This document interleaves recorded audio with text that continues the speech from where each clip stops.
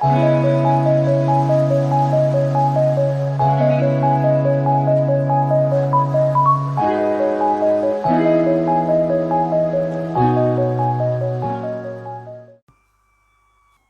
दोस्तों, फिर से स्वागत है आपके अपने यूट्यूब चैनल पे जिसका नाम है लर्न विद एडू फंडम। मैं हूं कौशल जायसवाल और दोस्तों लेकर फिर से हाजिर हूं मैं इलाहाबाद हाई कोर्ट के रिगार्डिंग एक और नया प्रैक्टिस सेट। तो चलिए दोस्तों आज की क्लास शुरू करते हैं। हमारा पहला क्वेश्चन है, निम्नलिखित हड़प्पी स्थलों में, एक मिनट दोस्तों, निम्नलिखित हड़प्पी स्थलों में से कौन सा मनका निर्माण का एक विशिष्ट केंद्र था? लोथल, बालकोट, आमरी या फिर कोट दीजी? बताएं दोस्तों। तो सबको पता है दोस्तों, मनका निर्माण का एक केंद्र था लोथल। लोथल क्या था दोस्तों? मनका निर्माण का केंद्र था। लोथल कहाँ है? सबको पता है दोस्तों, कहाँ पे है? गुजरात में है। गुजरात में। ऐसा रंगनाथ राव ने इसकी खोज की थी। किसने की थी दोस्तों? रंगनाथ राव। कहाँ, किस नदी किनारे है? तो भोगवा नदी किनारे। यहाँ से और क्या मिला है दोस्तों? तो गोदीवाड़ा मिला है। गोदीवाड़ा भी यहीं से मिला है। उम्मीद है आपको ये बात समझ में आई होगी। चलिए नेक्स्ट क्वेश्चन चलते हैं दोस्तों। किस वेद में जादुई माया और वशीकरण का वर्णन है? तो कितनी बार हम पढ़ चुके हैं दोस्तों कि सबसे बाद में जोड़ा गया कौन सा वेद था? अथर्ववेद। और इसी में जादुई माया, वशीकरण आदि का वर्णन है।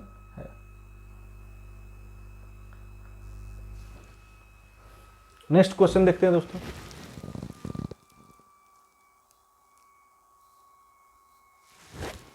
निम्नलिखित अभिलेखों में से किसमें अशोक का नाम उल्लेख हुआ है? गुर्जरा में,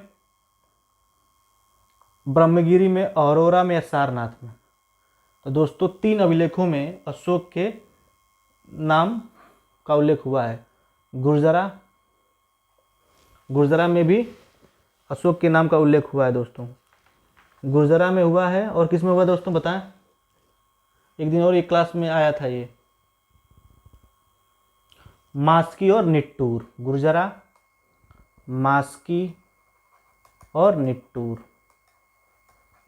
इन तीनों में अशोक के नाम का उल्लेख हुआ है। नेक्स्ट क्वेश्चन है, दिल्ली के किस सुल्तान ने ब्राह्मणों पर जजिया लगाया था?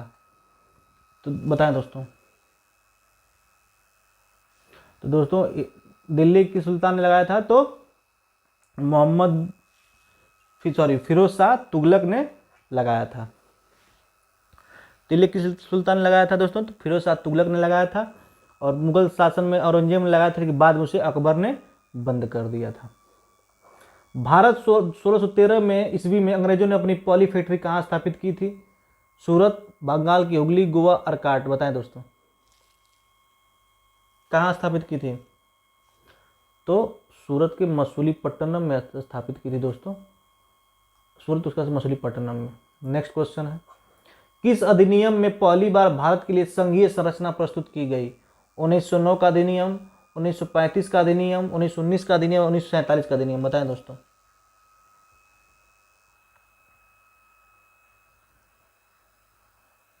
तो दोस्तों 1935 के अधिनियम में संघीय संरचना प्रस्तुत की गई थी। और इसका कारण क्या था दोस्तों?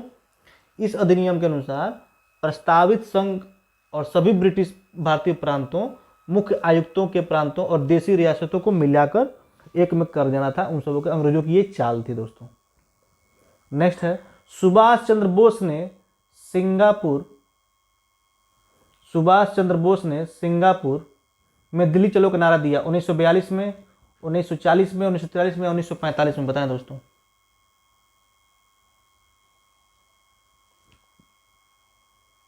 दोस्तों तो उन गठन अगर पूछता है, अगर गठन पूछे आपसे, तो आज़ाद हिंद फौज का गठन 1942 में हो चुका था।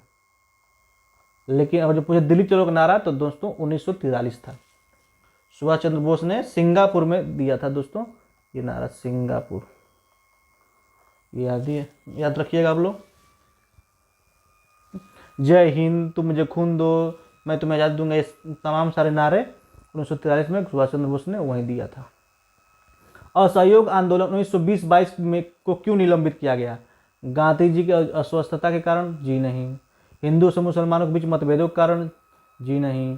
नेतागणों के बीच मतभेदों के कारण? जी नहीं। चौरी चौरा में हुई हिंसक घटना के कारण 1922 में हुआ था, जिसके कारण दोस्तों गांधी जी ने ले लिया था। पिछले 4 फरवरी को हुआ था ये चौरी चौरा घटना कब हुआ था दोस्तों? 4 फरवरी 1922 को ये घटना हुई थी। इसी कारण गांधी जी ने असहयोग आंदोलन वापस ले लिया था। इससे काफ़ी लोग गुस्सा भी मतलब नाराज़ भी हुए थे गांधी जी से, और बाद में उन्होंने मोतीलाल नेहरू सबसे पहले इसमें नाराज़ हो गए थे कि जब गांधी जी समझ में आता है तो आंदोलन शुरू कर देते हैं, कभी कभी ख़त्म कर देते हैं अपने आप बिना पूछे।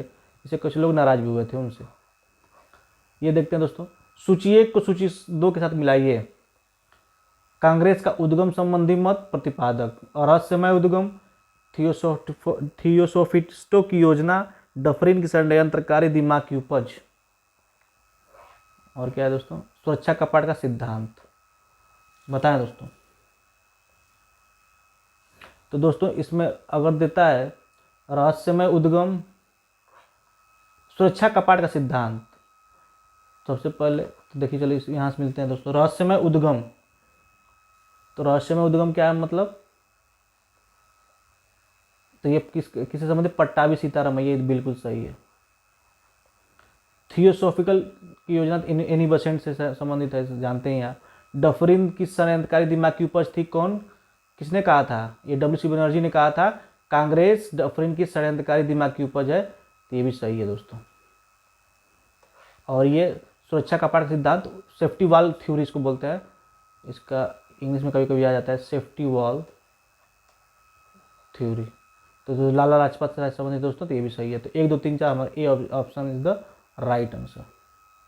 नेक्स्ट क्वेश्चन है, भारत में गर्म दल लिए आंदोलन का पिता किसे कहा जाता है? भारत में गर्म दल आंदोलन का पिता किसे कहा जाता है? मोतीलाल नेहरू, गोपाल कृष्ण गोखले, वल्लभ भाई पटेल या बाल गंगाधर तिलक? दोस्तों गर्म दल के नेता कौन थे, बताइए? बाल पाल, तो दोस्तों बाल गंगाधर तिलक को गर्म दल का नेता, आंदोलन का पिता कहा जाता था। पृथ्वी पर 2 स्थानों की स्थिति में देशांतरीय का अंतर 15 डिग्री है, स्थानीय समय में कितना अंतर होगा? सबको बताया दोस्तों, 5 घंटे। कितने घंटे दोस्तों? 5 घंटे अंतर होता है। सॉरी 15 डिग्री है ना, 1 घंटे का अंतर होगा, सॉरी 1 घंटे का अंतर होता है। ये होता क्यों है दोस्तों? क्योंकि जब पृथ्वी से पश्चिम से पूर्व दिशा में घूर्णन होता है, जो पृथ्वी का पूर्व की ओर बढ़ने प्रत्येक देशांतर में 4 मिनट बढ़ता है, और इसीलिए 15 चौका 60, इसलिए 1 घंटे का अंतर मिलता है दोस्तों।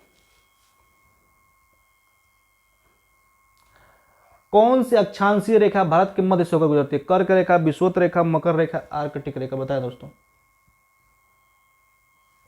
दोस्तों मान लीजिए हमारा पृथ्वी है, 1 मिनट, ये हमारी पृथ्वी है, ये हो गया नॉर्थ, ये हो गया साउथ, ये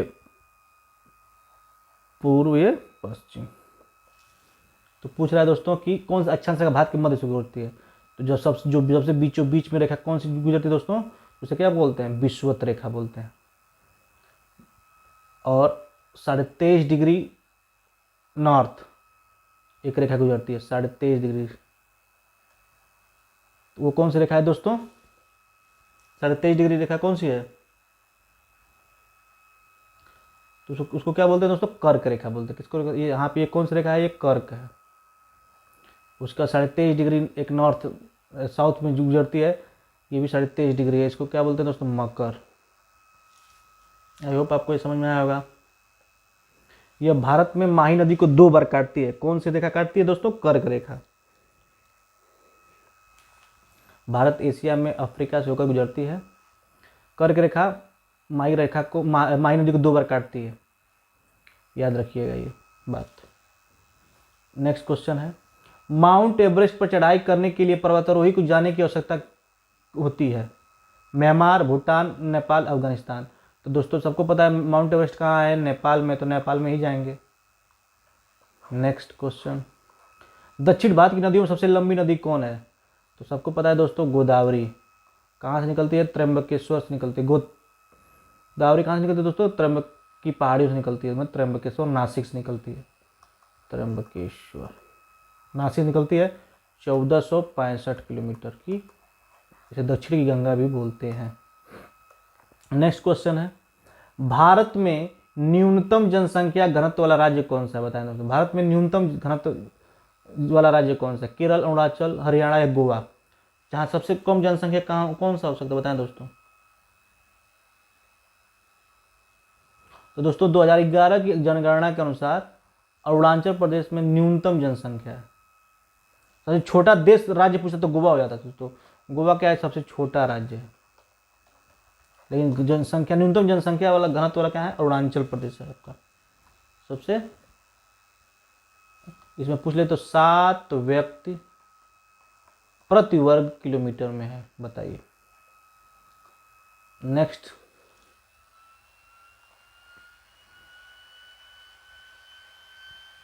अब दोस्तों पूछ लेता है, अगर इसको भी पूछ लेता है कि अरुणाचल प्रदेश की सीमा किससे लगती है, तो अरुणाचल की सीमा दोस्तों भूटान से लगती है, और इसके उत्तर में चीन का तिब्बत पड़ता है दोस्तों। ये भी बात आप याद रखिएगा। ये देखिए, संसदीय सूची कार्य, इसको मिलान करना है। प्रवर समिति, लोक सेवा समिति, प्राक्कलन समिति। तो इसमें बताइए दोस्तों प्रवर समिति क्या है? प्रवर समिति बताएं दोस्तों। प्रवर समिति बताइए दोस्तों।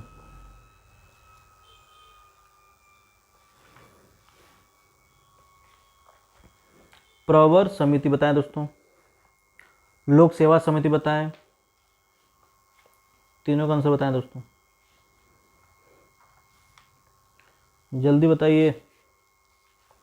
प्रवर समिति, लोक सेवा समिति और प्राक्कलन समिति बताएं दोस्तों।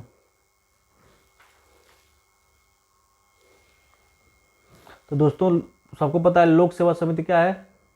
तो लोक सेवा समिति का कार्य सरकार के वार्षिक वित्त लेखों और व्यय को पूरा करना है। तो जो ढूंढी व्यय कहाँ है, इसमें सरकारी पैसा सही ढंग से खर्च हुआ या नहीं, इसका परीक्षण करना। दोस्तों तो प्रवर समिति क्या हो जाएगा? लोक लेखा समिति क्या हो जाएगा? एक जो आप पहले इसको जो आ रहा है उसको कर लीजिए, पहला का 3 आ जाएगा। प्राक्कलन समिति क्या है दोस्तों? बजट पेश करना है, तो इसका सी का पहला हो जाएगा और प्रवर समिति दूसरा। तो बी का तीसरा, बी का सॉरी एक का कौन सा है? ए का दूसरा है। ए का दूसरा केवल एक ही में है दोस्तों, ऑप्शन नंबर 2। ए का दूसरा, बी का तीसरा और सी का पहला। प्रवर समिति वित्त की समीक्षा करना तथा परिवर्तन का सुझाव देना है। लोक सेवा समिति सरकारी पैसा सही ढंग से खर्च हुआ या नहीं, इसका परीक्षण करना है। प्राक्कलन समिति बजट में विभागीय व्यय की जांच करना है। नेक्स्ट है, लोकसभा अध्यक्ष अपना त्याग पत्र किसे देता है? राष्ट्रपति को, प्रधानमंत्री को, उपराष्ट्रपति को, किसको देता है? बताएं दोस्तों।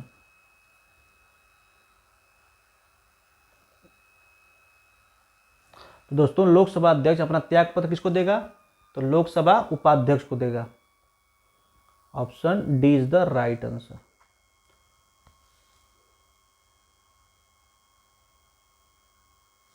चलिए, अब मान लीजिए दोस्तों ये क्वेश्चन बदल देता है कि कौन निम्न में से कौन सा धन विधेयक है या नहीं है, इसका निर्णय कौन करता है दोस्तों? तो ये भी लोकसभा अध्यक्ष ही करता है, ये भी बात याद रखिएगा। कारखानों अथवा खानों में कोई व्यक्ति नियुक्त नहीं किया जा सकता जब तक उसकी आयु कम से कम होती है। मौलिक अधिकार है दोस्तों, तो आपको पता है। तो 12 वर्ष का हो, 18 वर्ष का हो, 14 वर्ष का या 20 वर्ष का, बताएं दोस्तों। तो अनुच्छेद 24 में आप ये किस आर्टिकल में दोस्तों? अनुच्छेद 24 में दिया गया है साफ, जबकि मौलिक अधिकार में कि खान अथवा अन्य परिसंकट गतिविधियों के निर्माण में 14 वर्ष से कम वाले बच्चों का नियोजन प्रतिषेध नहीं करता है। तो दोस्तों 14 वर्ष से जो कम होगा उसका उसमें न हो। तो 18 वर्ष हो, 20 वर्ष हो, तो 12 वर्ष जो हो जिसका, उसको आयु कम से कम 14 वर्ष सॉरी 14 वर्ष। Option B is the right answer. Next चलते हैं दोस्तों। चलिए दोस्तों, जिले में माध्यमिक विद्यालयों की व्यवस्था देखता है जिला विद्यालय निरीक्षक, बेसिक शिक्षा अधिकारी, उप जिला अधिकारी या मुख्य विकास अधिकारी। बताएं दोस्तों कौन देखता है? तो दोस्तों जिले में माध्यमिक विद्यालय की व्यवस्था कौन देखता है? जिला विद्यालय निरीक्षक देखता है। चलिए नेक्स्ट क्वेश्चन है, साबुन कपड़े की बेहतर सफाई में क्यों सहायक होता है? यह घोल की पृष्ठीय तनाव को कम कर देता है, यह गंदगी को अशुद्ध कर लेता है, या घोल की शक्ति देता है, या फिर साबुन उत्प्रेरक की तरह काम करता है?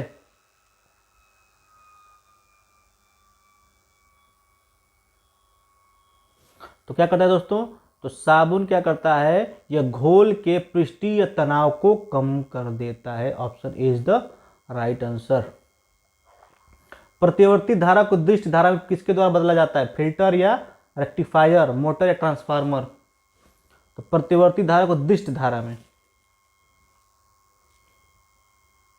दोस्तों तो मोटर विद्युत को ऊर्जा को यांत्रिक ऊर्जा में परिवर्तित करता है। मोटर विद्युत ऊर्जा को यांत्रिक ऊर्जा में परिवर्तित करता है।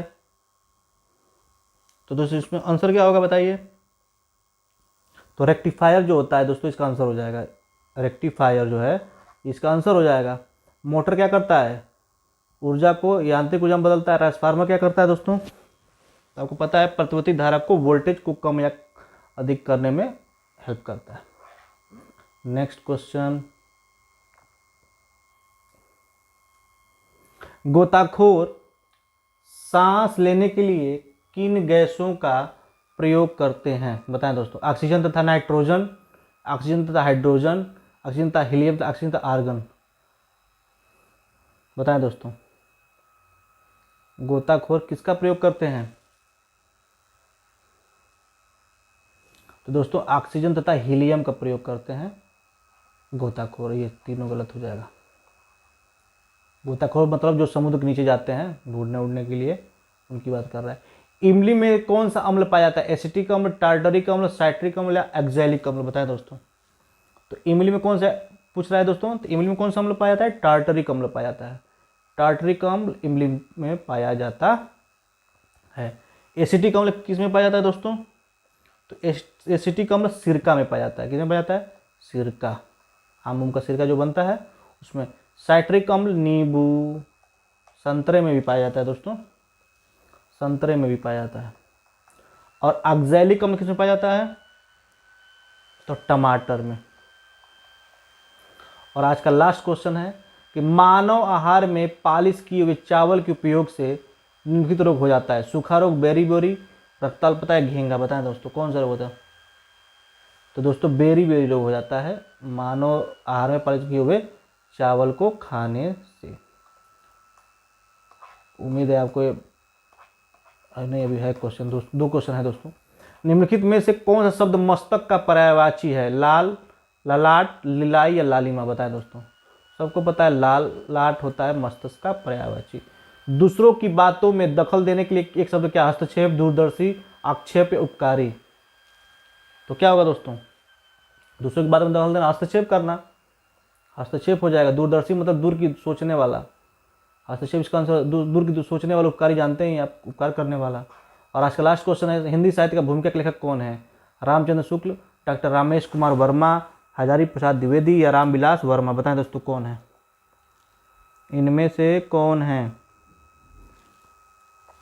तो दोस्तों हर बार एक क्वेश्चन देता हूं, तो ये आज का क्वेश्चन है, इसको आप कमेंट बॉक्स में आंसर देंगे इसका। उम्मीद है आपको ये वीडियो पसंद आई होगी। वीडियो पसंद आई हो तो लाइक करें, शेयर करें, सब्सक्राइब करें। मिलते हैं नेक्स्ट क्वेश्चन पे क्लास में दोस्तों, तब तक के लिए धन्यवाद।